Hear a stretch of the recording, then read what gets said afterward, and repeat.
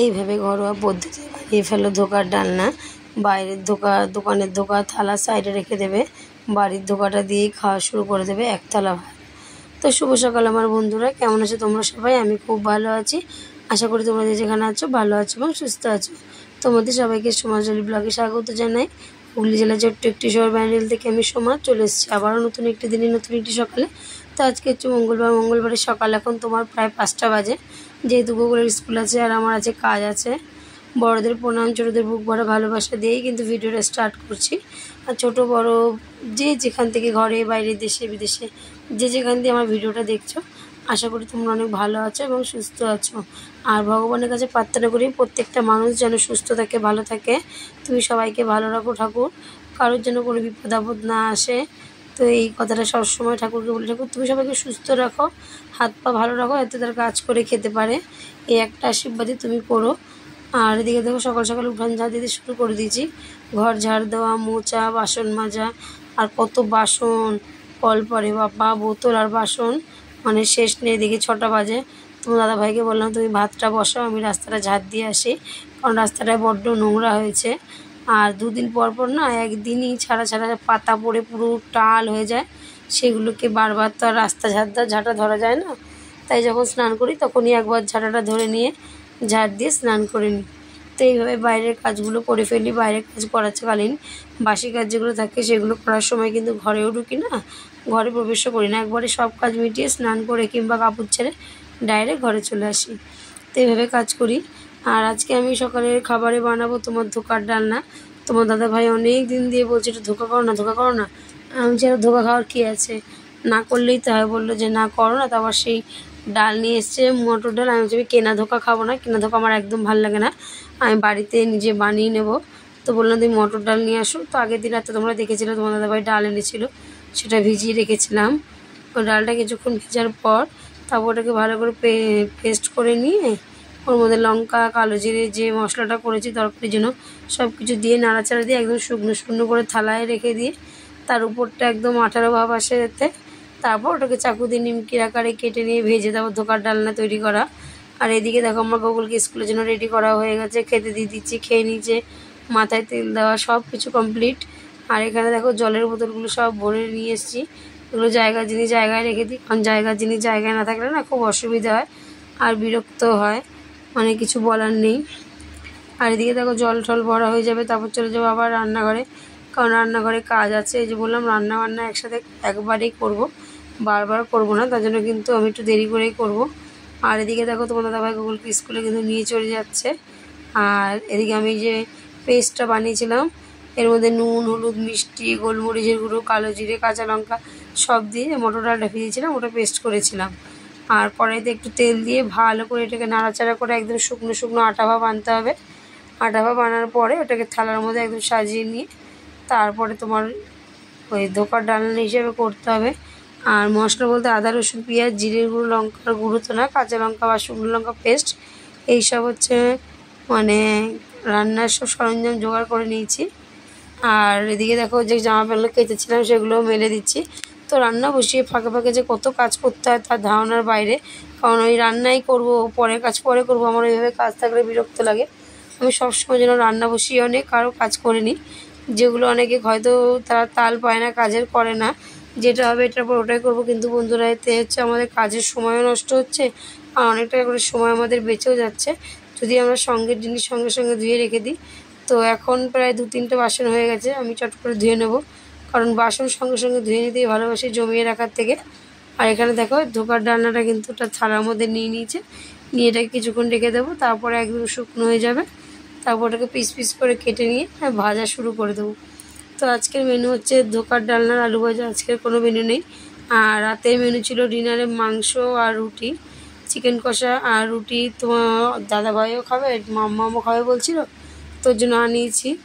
তাই চিকেনটা করব, রুটিটা করব তাড়াতাড়ি করে না, শরীর না আর দিচ্ছে না, কারণ আজকে হবিপুর থেকে অনেক ভেতরে, প্রায় 1 ঘন্টা টোটোতে রাস্তা। আর রাস্তা এত বাজে মানে কথা বলার মতো না, কি বাজে এই রাস্তা থেকে যে এসেছি, মানে কোমর পিঠ ধরে গেছে। আর 2টো ব্যাগ একসাথে, বড় বড় ব্যাগ, এবার কাঁধগুলো না যন্ত্রণা করছে একদম, যেহেতু প্রেশারগুলো কাঁধের মধ্যে পড়েছে 2টো ব্যাগই, ওর জন্য কাঁধে খুব যন্ত্রণা হচ্ছে। আর কী করবো বলো, যন্ত্রণা হওয়া থেকে উপায় নেই, সবই করতে হবে। তারপরে এই যে রান্নাবান্না সব কাজ A to Z সবই সারতে হবে। আর এখানে আলু কেটেছি গুগলের জন্য, আলু ভাজা করার জন্য। আর ওই আদা রসুন পেঁয়াজ টমেটো সব পেস্ট করে নিয়েছি। ওই পেস্টটা গোটা গরম মশলা সোমবার দিয়ে আলুটা ভাজা ভাজা হয়ে গেলে তার মধ্যে দিয়ে ভালো করে নাড়াচাড়া দিয়ে একদম শুকনো শুকনো হবে, কোনো জল ভাব থাকবে না। কিন্তু শুকনো শুকনো করতে যাবো তো, শুকনো করলে আবার তোমার দাদাভাই খাবে খিদে, তাই না?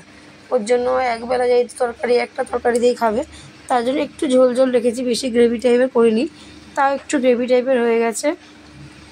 আর এখানে নুন হলুদ দিয়ে আলুটা ভাজা ভাজা করে নেবো। ভাজা ভাজা হয়ে গেলে সব মশলাগুলো দিয়ে কষাতে থাকবো।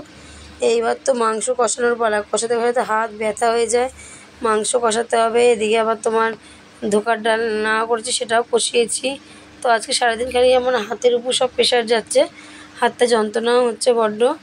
আর এদিকে তোমার দেখো আমার ধোকার ডালনা যেন সব কিন্তু রেডি করে নিয়েছি, রান্নাটা হতে থাকুক। আর এই যে আলু ভাজা, গোগলের জন্য গোল গোল করে আলু ভাজা কেটেছি, কারণ আলু ভাজা খেতে খুব ভালোবাসে। আর দুদিকে দুটো কড়াই বসেছি, কারণ একটা কড়াইতে মাংসর দূর, একটা কড়াইতে তোমার ধোকার ডালনার মানে সব সরঞ্জাম রেডি হচ্ছে।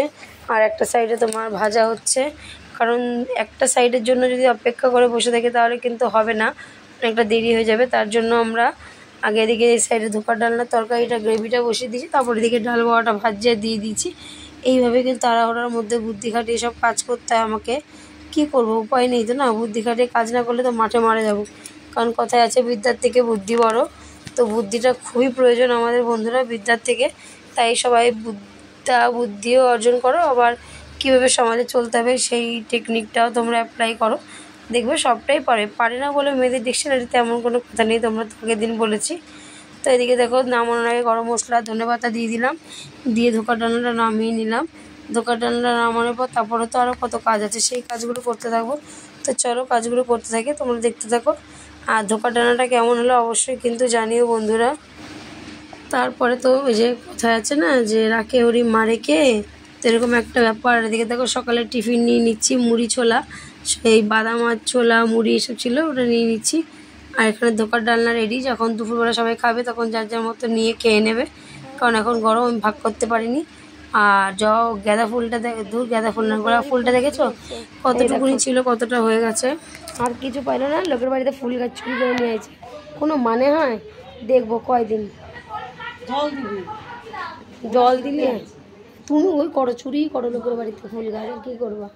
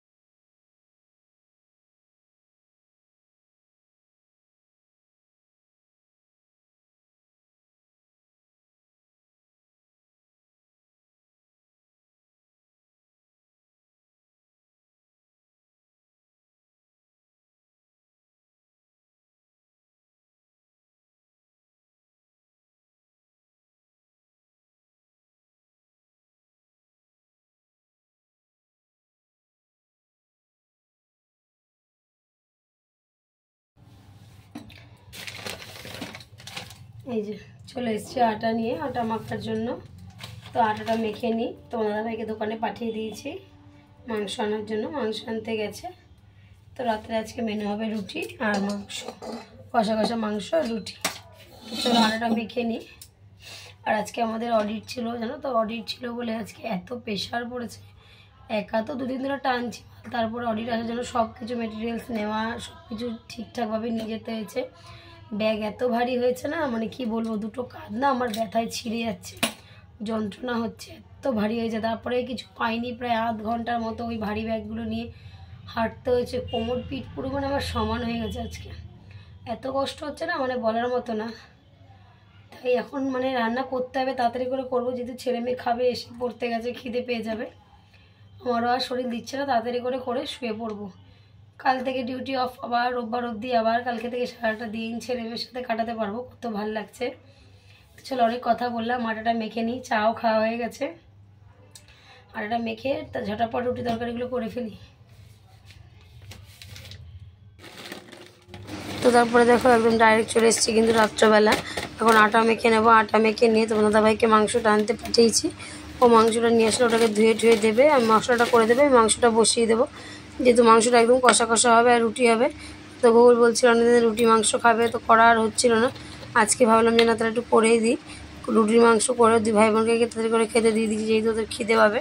তার জন্য আর আমি এখানে আটাটা মেখে নিচ্ছি, ও এখন এসে পৌঁছায়নি, কারণ মেখে রাখলে আটাটা অনেকক্ষণ দিন না রুটিটা বেশ সুন্দর হয়, তাই জন্য কিন্তু মাখিয়ে রাখি। আর এদিকে তারপরে দেখো চলে যাবো একদম ডাইরেক্ট কিন্তু মশলা সবজি কাটার জন্য। তো যেহেতু সবজি কাটার ব্যাপার, তারপর দেখো এদিকে আটা মাখাটা কিন্তু কন্টিনিউ আমি করছি, আটা মাখাটা কিন্তু থামাইনি, যেহেতু আটা মাখাটা কেমন হবে তাই না দেখার জন্য। আর এদিকে আমার সব বন্ধুদের একটাই তোমাদের কাছে কোশ্চেন করছি, অ্যান্সারও চাইছি তোমাদের কাছে, কোশ্চেনও করছি, যে তোমরা যারা আমার নতুন বন্ধুরা আছে তাদেরকে তো বলার কোনো প্রয়োজন নেই, তারা খুব সুন্দরভাবে আমাকে সুন্দর কমেন্ট করে জানিয়ে আমাকে আরও উৎসাহিত করে ভিডিও করার জন্য। কিন্তু এমনও কিছু বন্ধুরা আছে যারা কমেন্ট করতে আসে উল্টোপাল্টা, তারা সেই উল্টোপাল্টা কমেন্ট করে যায়। তো তোমাদের সবাইকে বলি, তোমরা লাইক লেখা, নাম্বার দিয়ে কমেন্ট করা, নাম্বার দিয়ে কত সাবস্ক্রাইব করেছে সেগুলো লেখা, এইসবগুলো বলো না বন্ধুরা, এগুলো বললে তোমাদেরও ক্ষতি হয় এবং আমারও ক্ষতি হবে। তোমরা কেউ চাই না কারো ক্ষতি হোক, চাই সবাই কিন্তু ভালোভাবে মিলে শান্তিতে হাসি খুশিতে সবাই থাকতে পারি, কারো ক্ষতি কেউ চায় না। কিন্তু এদিকে তাই তো হচ্ছে, তাই না? বন্ধুরা সবাই এসে সেরকম লিখছে, বারণ করা সত্ত্বেও কিন্তু লিখে যাচ্ছে। তো বারণ করা সত্ত্বেও তারা শুনবে না বলে লাভ নেই, বেকার, তাই না? যাদের যেটা করা তারা কিন্তু সেটা করবেই। আর এই নিয়ে বেশি কথা বলার আমার প্রয়োজন নেই। আমার নতুন বন্ধুরা তোমরা আরও সুন্দর কমেন্ট করো, আমি যাতে আরও উৎসাহিত হয়ে আরও অনেক ভিডিও বানাতে পারি। তো চেষ্টা করি সারাদিন ডেইলি লাইফস্টাইলে আমার কী কাজকর্ম, বাইরে ঘরে সব রকম কিছু, বাইরে কোনো হাসির মজার মুহূর্ত, দুঃখের মুহূর্ত সবটাই তোমাদের সামনে তুলে ধরি। আর আমার খুব ভালোও লাগে এইভাবে তোমাদের সামনে ভিডিও তুলে ধরতে।